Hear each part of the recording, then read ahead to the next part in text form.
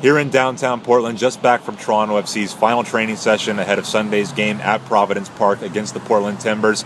Greg Vanney's circling up with his assistant coaches post-practice today to look at all the scores across the league. Of course, the Impact drawing Colorado at home, and the Philadelphia Union drawing San Jose, which of course means that if TFC can get 3 points here against the Timbers on Sunday, they'll go atop the Eastern Conference standings despite not playing a home game yet this season. Pretty remarkable. Greg Vanney himself told me after training there's no way anyone or even he could have predicted that TFC would be in this good a shape potentially without playing a home game yet this season.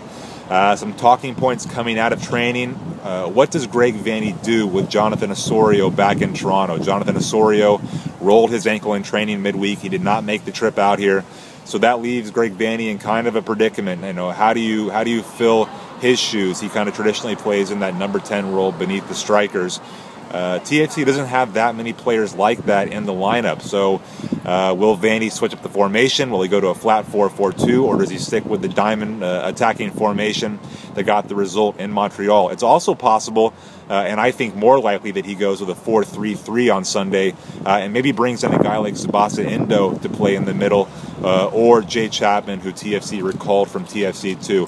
Tsubasa Endo got some reps in training today, so he could be the guy pulling strings beneath the strikers come Sunday. So a big opportunity for him if he gets that chance. Like we said, Jay Chapman also a possibility, and even Mo Babouli, who played there with TFC 2 last year, is a long shot to kind of play in that number 10 role beneath Josie Altidore.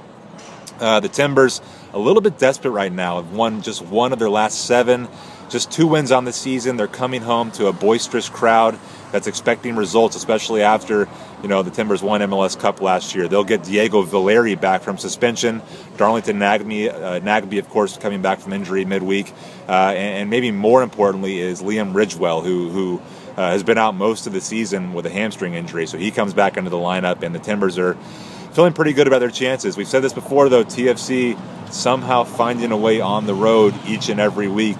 Can Javinko continue his run of form, or will Josie Altidore get on the board? A lot of questions. TFC, though, wanting to take momentum into next Saturday's home game against FC Dallas. They'll open the new BMO Field on Saturday. A lot of players last week telling me they kind of wish it was this weekend that they were opening at home, especially after all that momentum in that massive win in Montreal. But they'll have to wait another week. They'll have to potentially grind out another result here in Portland. They've never won on the road here. A lot of eyes on this game because it's a nationally televised game, not only in Canada but in the United States. So a chance for TFC to show that it's real and a cup contender in the Eastern Conference. Check out Sunday's Sun for more. Read the column below off training. For the Toronto Sun, I'm Kurt Larson.